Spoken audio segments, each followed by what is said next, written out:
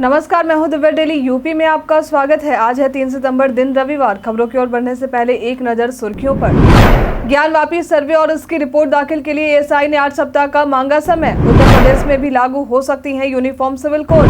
देश के टॉप 100 कॉलेजों में यूपी के 25 कॉलेजों को शामिल करने की चल रही तैयारी। यूपी के जिले में रानी विक्टोरिया के कालखंड के मिले सिक्के, जिसकी कीमत सुन उड़ जाएंगे आपके होश। सूर्य मिशन के लिए सफलतापूर्वक लॉन्च हुआ आदित्य L1। चलिए बढ़ते हैं उत्तर प्रदेश के अब तक के 25 बड़ी खबरों की ओर विस्तार से। दिल्ली पुलिस में कांस्टेबल के पदों पर निकली भर्ती। दिल्ली पुलिस में कांस्टेबल के 7,547 पदों पर भर्ती निकली है। इच्छुक अभ्यर्थी इसके आधिकारिक वेबसाइट delhipolice.gov.in पर जाकर आवेदन कर सकते हैं। आवेदन करने की अंतिम तारीख 30 सितंबर 2023 है। यदि इसके शैक्षणिक योग्यता की बात करें तो कांस्टेबल पुरुष के लिए 12वीं पास और LMV ड्राइविंग लाइसेंस होना जरूरी है। वहीं कांस्टेबल महिलाओं के लिए 12वीं पास होना अनिवार्य है।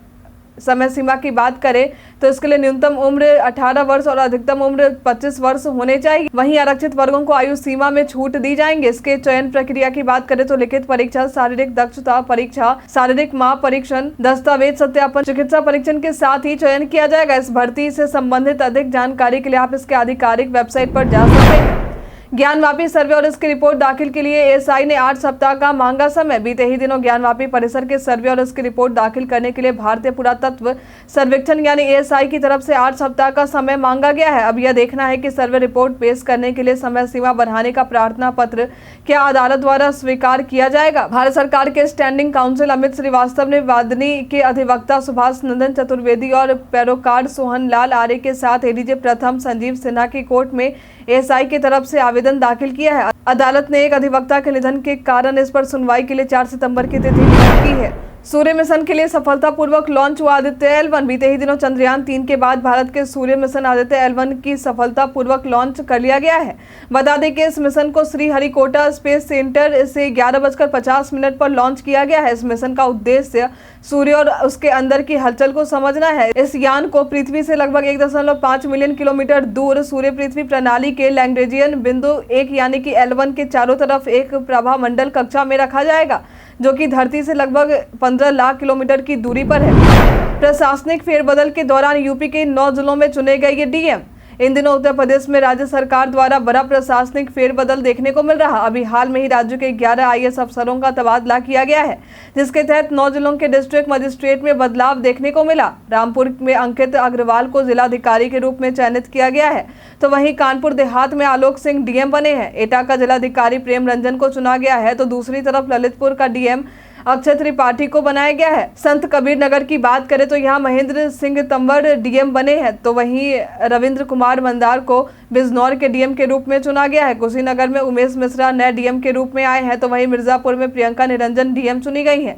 बस्ती की डीएम दिव्या मित्तल बनी है। हालांकि विवादित डीएम नेहा जैन को कानपुर देहात से हटाकर अब विशेष सचिव IT एवं इलेक्ट्रॉनिक्स का पदभार दिया गया है।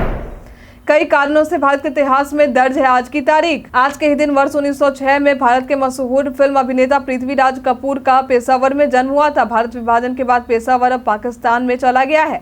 वर्ष 2014 में आज के ही दिन भारत तथा पड़ोसी देश पाकिस्तान में बाढ़ के कारण 200 से ज्यादा लोगों की मौत हो गई थी। आज के ही दिन वर्ष 1905 में प्रसिद्ध राजनीतिज्ञ कमलापति त्रिपाठी का जन्म हुआ था। आज के ही दिन वर्ष 1950 में भारतीय अभिनेता गोविंद नामदेव का जन्म हुआ था। आज के ही दिन वर्ष 1974 में भारतीय क्रिकेटर राहुल संघवी का जन्म हुआ था। आज के ही दिन वर्ष 1965 में भारतीय अभिनेता मनोज जोशी का जन्म हुआ था।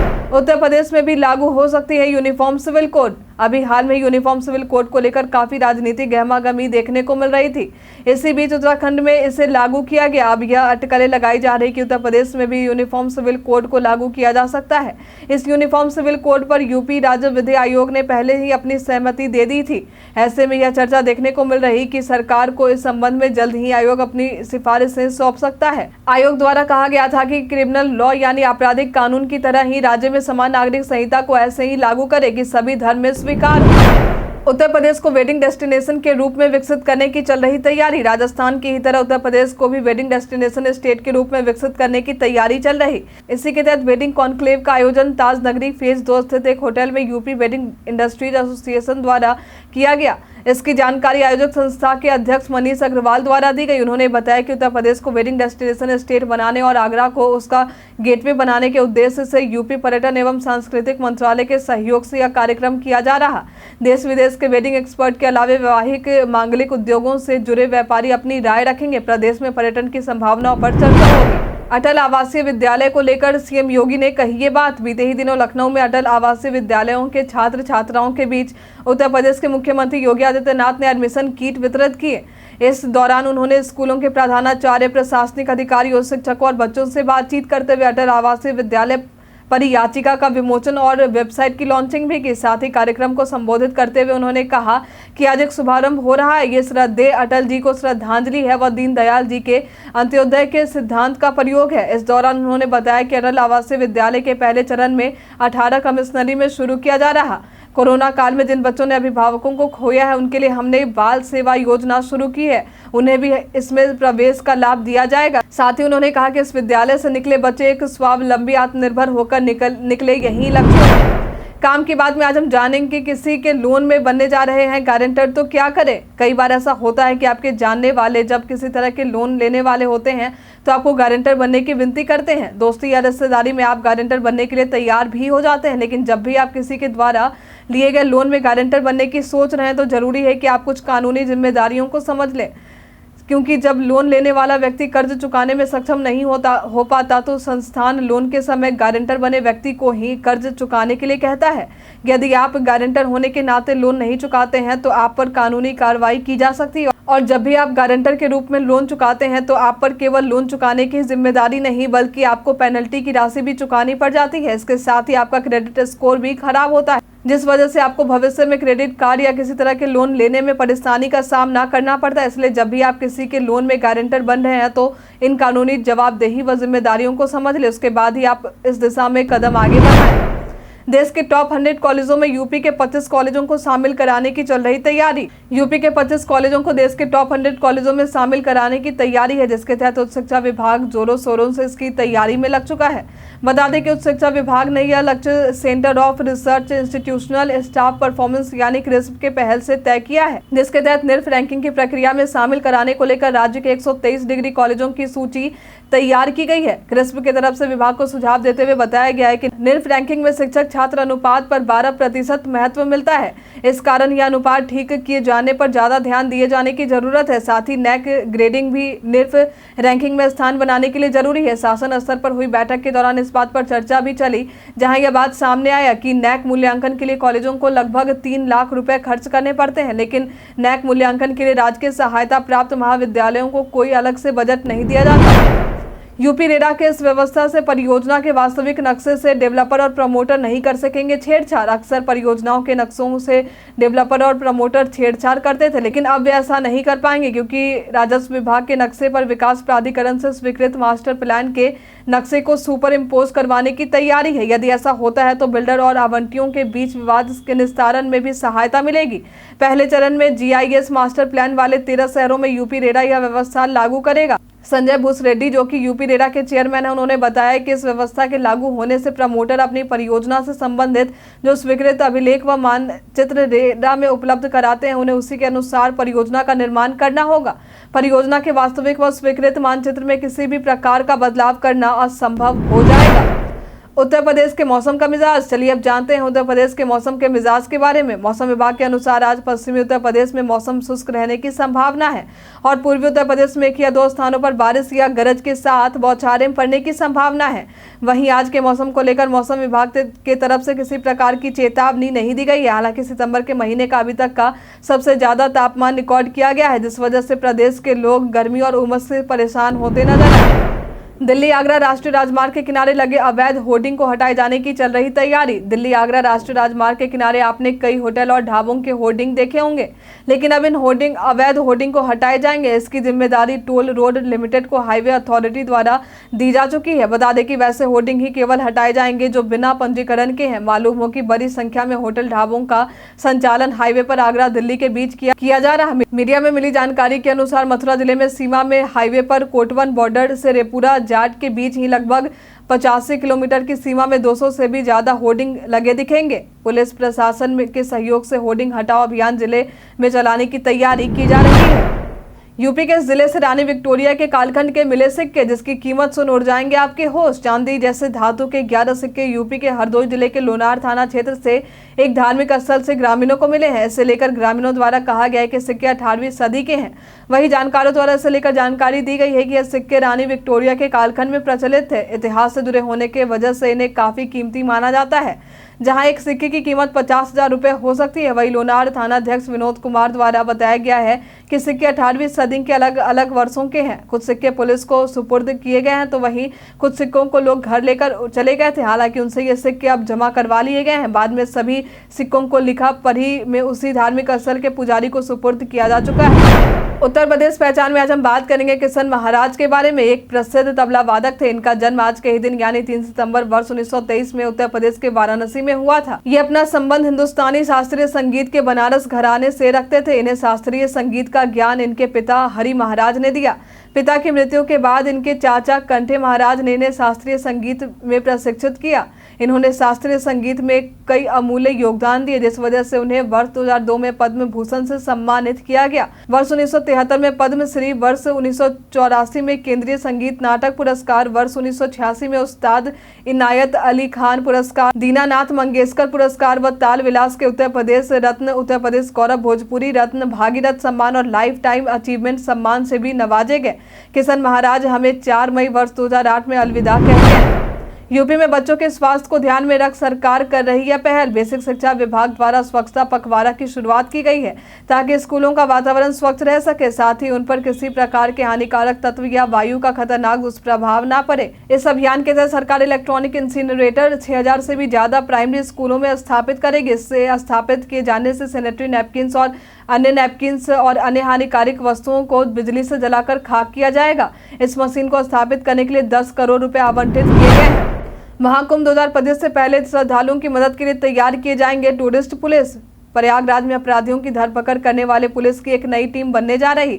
वे वैसी टीम होंगी जो श्रद्धालुओं की मदद करेंगे। इसके लिए पुलिस कमिश्नर की तरफ से कवायद भी शुरू की जा चुकी है। इन टूरिस्ट पुलिस को महाकुंभ से पहले तैयार किए जाने की तैयारी है। 2019 में लगे कुंभ से पहले ही श्रद्धालुओं की मदद करने वाले पुलिस टूरिस्ट की मांग की जा रही थी। ये पुलिस वैसे होंगे जो श्रद्धालुओं की भाषा को समझकर उनकी मदद कर सकेंगे, साथ ही एक गाइड की भूमिका के रूप में नजर आएंगे। ये पुलिस वैसे होंगे जिन्हें हिंदी के साथ साथ दूसरी भाषा की जानकारी हो या अंग्रेजी बोलना भी आता हो। मथुरा में चेहल्लुम और जन्माष्टमी को लेकर डीजीपी ने जारी किए निर्देश। अभी हाल में श्री कृष्ण जन्माष्टमी और चेहल्लुम का पर्व आने वाला है, जिसे लेकर सीएम योगी ने राज्य में कानून व्यवस्था को चाक चौबंद रखने के निर्देश दिए थे। अब इसी कड़ी में डीजीपी द्वारा दिशा निर्देश जारी किए जा चुके हैं, जहां वीडियो कॉन्फ्रेंसिंग के जरिए बैठक के दौरान उन्होंने कहा है कि राज्य के सभी जिलों में जन्माष्टमी के आयोजन स्थलों और जुलूसों आदि को सूचीबद्ध कर योजनाबद्ध तरीके से पुलिस व्यवस्था की जाए। इसके साथ ही चेहल्लुम के जुलूस और अन्य आयोजन से संबंधित कर योजनाबद्ध तरीके से पुलिस व्यवस्था की जाए। इसके साथ ही चेहल्लुम के जुलूस और अन्य आयोजन से संबंधित अंजुम और अखाड़ों को सूचीबद्ध कर आयोजकों से चर्चा करनी जाए। लखनऊ में इन राज्यों के लिए जल्द ही वंदे भारत ट्रेन का होगा संचालन। यूपी की राजधानी लखनऊ से पड़ोसी राज्य आने जाने वालों के लिए अच्छी खबर है, क्योंकि आसपास के राज्यों के लिए लखनऊ से वंदे भारत एक्सप्रेस ट्रेन संचालित किए जाएंगे। लखनऊ से देहरादून के बीच वंदे भारत और कोटद्वार से दिल्ली के बीच रात्रि रेल सेवा का संचालन जल्द ही शुरू किए जाने का आश्वासन केंद्रीय रेल मंत्री अश्विनी वारसेने द्वारा दिया गया है। टेक ज्ञान में आज हम बात करेंगे कैसे फेसबुक, इंस्टाग्राम और यूट्यूब कर रहे हैं आपकी जासूसी। आज के समय में हर कोई सोशल मीडिया पर एक्टिव रहता है। फेसबुक, इंस्टाग्राम और यूट्यूब जैसे प्लेटफॉर्म पर तो अक्सर लोग एक्टिव रहते हैं। ऐसे प्लेटफॉर्म पर आपने कई बार नोटिस किया होगा कि जब आप गूगल पर कुछ सर्च करते हैं तो उससे रिलेटेड ऐड आपको इन सोशल मीडिया प्लेटफॉर्म पर आने शुरू हो जाते हैं। इन प्लेटफॉर्म्स पर जब कोई एक वीडियो देख ली जाए तो अगले वीडियो सजेशन में वैसे ही वीडियो आने शुरू हो जाते हैं। ऐसा इसलिए होता है क्योंकि जो टेक कंपनियां होती हैं वो इन्हीं ऐड के जरिए रेवेन्यू कमाती हैं, और ये सभी ऐप आपके एक्टिविटी को सर्च कर या ट्रैक करके नजर रखते हैं। आपको याद होगा कि जब आप इन प्लेटफॉर्म्स पर एक्टिव हुए थे तब इन प्लेटफॉर्म्स पर आपके कुछ पर्सनल इन्फॉर्मेशन को एक्सेस करने की परमिशन मांगी गई थी, जिनमें कॉन्टैक्ट्स, फाइल्स, लोकेशन या फोन में मौजूद डेटा जैसी चीजें शामिल थी। यदि आप इन प्लेटफॉर्म के सेटिंग और फिर मैनेज परमिशन में जाकर इन चीज़ों के परमिशन देने वाले ऑप्शन को बंद कर देते हैं तो ये प्लेटफॉर्म आपके पर्सनल इन्फॉर्मेशन या डेटा की जासूसी नहीं कर पाएंगे। आम महोत्सव के दौरान किसानों के हिस्से का पुरस्कार हड़पने वाले अधिकारी हुए निलंबित। लखनऊ के अवध शिल्प ग्राम में 16 जुलाई को आम महोत्सव का आयोजन किया गया था। इस दौरान खबर आई थी कि किसानों के आम का प्रदर्शन कर पुरस्कार हड़पने वाले उद्यान विशेषज्ञ शुभम सिंह को निलंबित कर दिया गया है। बता दें कि अपर मुख्य सचिव उद्यान मनोज कुमार सिंह ने यह कार्रवाई राज्यपाल की तरफ से की थी। इसी मामले को लेकर माली और चालक को पहले से ही निलंबित किया जा चुका है। वहीं निलंबन आदेश में अपर मुख्य सचिव मनोज कुमार सिंह द्वारा कहा गया है कि उद्यान विशेषज्ञ का यह कृत्य कार्य के प्रति लापरवाही, मनमानी तरीके से कार्य करने और उच्चाधिकारियों के निर्देश का उल्लंघन है। इसके चलते उद्यान विशेषज्ञ शुभम सिंह को तत्काल प्रभाव से निलंबित किया जाता है। उत्तर प्रदेश पर्यटन में आज हम बात करेंगे मां ललिता देवी मंदिर बरेली के बारे में। यह मंदिर उत्तर प्रदेश के बरेली जिले में नेकपुर के पास स्थित प्रसिद्ध धार्मिक स्थलों में से एक है। मां दुर्गा को समर्पित इस मंदिर में हजारों भक्त दर्शन के लिए आते हैं। जब आप इस मंदिर में जाएंगे तो उसके प्रवेश द्वार पर ही मां दुर्गा की सुंदर प्रतिमा देखने को मिलेगी। वहीं मंदिर के अंदर कई देवी देवताओं के दर्शन करने को मिलेंगे। यहाँ का वातावरण बहुत ही शांत है। धार्मिक पर्यटन के लिहाज से यह मंदिर सबसे बेहतर है। महाकुंभ 2025 से पहले रामबाग रेलवे स्टेशन की इमारतों को मंदिर जैसा बनाने की चल रही तैयारी। उत्तर प्रदेश के प्रयागराज में महाकुंभ का मेला पूरे देश में प्रसिद्ध है। दूर दूर से लोग इस दौरान प्रयागराज पहुंचते हैं। महाकुंभ 2025 में आयोजित होने वाला है। हालांकि इसे लेकर यूपी सरकार अभी से ही तैयारियों में लग चुकी है। इसी कड़ी में प्रयागराज रामबाग रेलवे स्टेशन को भी सजाने की बात सामने आई है। इस स्टेशन का मुख्य इमारत मंदिर जैसा दिखेगा। साथ ही जिस प्रकार वाराणसी कैंट स्टेशन है, ठीक उसी प्रकार रामबाग रेलवे स्टेशन की मुख्य इमारत भी मंदिर नुमा रहेंगी। महाकुंभ 2025 के आयोजन के पहले ही रामबाग स्टेशन बदला हुआ दिखाई देगा।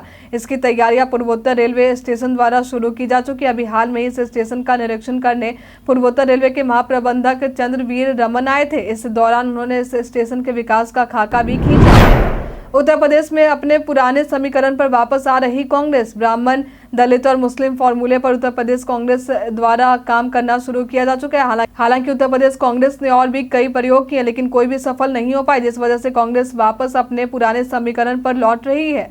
दरअसल इस बात की चर्चा इसलिए की जा रही क्योंकि कांग्रेस ने भूमिहार ब्राह्मण से संबंध रखने वाले अजय राय को अध्यक्ष के रूप में चुना है। इंडिया गठबंधन की बैठक में शामिल हुए अखिलेश यादव ने पीएम पद के दावेदार पर कही ये बात। अभी हाल में ही मुंबई में इंडिया गठबंधन की बैठक देखने को मिली। इस दौरान बैठक में हिस्सा लेने अखिलेश यादव भी पहुंचे थे। जब इस बैठक को लेकर उनसे इंडिया गठबंधन के पीएम फेस को लेकर सवाल किया गया तो उसके जवाब में उन्होंने कहा कि सवाल चेहरे का नहीं है। खुशी की बात यह है कि सभी लोग एक साथ आए हैं। अगर अलग अलग विचारधाराओं के लोग एक साथ आए हैं तो नाम भी जल्द ही सामने आ जाएगा। मालूम हो कि बिहार के मुख्यमंत्री नीतीश कुमार का नाम पीएम फेस को लेकर पहले ही चर्चा में है। वहीं आम आदमी पार्टी के प्रवक्ता प्रियंका कक्कर ने केजरीवाल को इस गठबंधन का लीडर बनाया था। हालांकि दिल्ली सरकार में मंत्री अतिशी द्वारा कहा गया था कि अरविंद केजरीवाल पीएम पद के उम्मीदवार नहीं है। वही सपा के नेताओं द्वारा अखिलेश यादव को योग्य उम्मीदवार बताया जा रहा है। आज के लिए फिलहाल इतना ही। अब हम प्रतिदिन आपसे 5 ऐसे जरूरी सवाल पूछेंगे और उसके जवाब बताएंगे जो कि स्टेट, पीसीएस, पुलिस, दरोगा समेत एसएससी जैसे अन्य प्रतियोगी परीक्षाओं में काम आएंगे।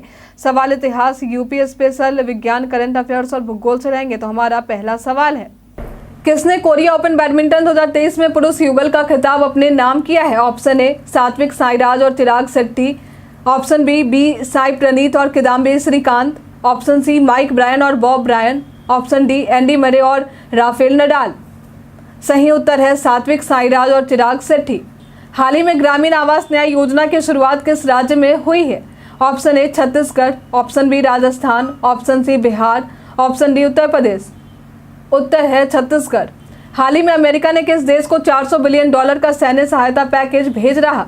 Option A Ukraine, option B रूस, option C Bharat, option D Pakistan. सही उत्तर है यूक्रेन। उत्तर प्रदेश राज्य में पाए जाने वाले प्रमुख खनिज क्या हैं? Option A graphite, option B चूना पत्थर, ऑप्शन सी डोलोमाइट, इनमें से सभी। उत्तर है इनमें से सभी। तुलसीदास का जन्म उत्तर प्रदेश में कहाँ हुआ था? ऑप्शन ए चित्रकूट के Rajapur, option B Mirzapur, option C Lucknow, option D Bareilly. सही उत्तर है चित्रकूट के राजापुर। सवाल जवाब के दौर अब समाप्त होते हैं। आप में से कितने लोगों ने हमारे सवाल का सही जवाब दिया है, कमेंट करके जरूर बताएं। वीडियो के अंत में हम उनका नाम जरूर लेंगे। उत्तर प्रदेश के तमाम खबरों के साथ बने रहने के लिए देखते रहें डेली यूपी। और साथ ही अगर आप यूट्यूब से देख रहे हैं तो चैनल को सब्सक्राइब करें। अगर आप फेसबुक से देख रहे हैं तो पेज को लाइक करना ना भूलें। और हाँ, आप उत्तर प्रदेश के जिस भी क्षेत्र से देख रहे हैं उस क्षेत्र का नाम हमें हमारे कमेंट सेक्शन बॉक्स में लिखकर जरूर बताएं। धन्यवाद।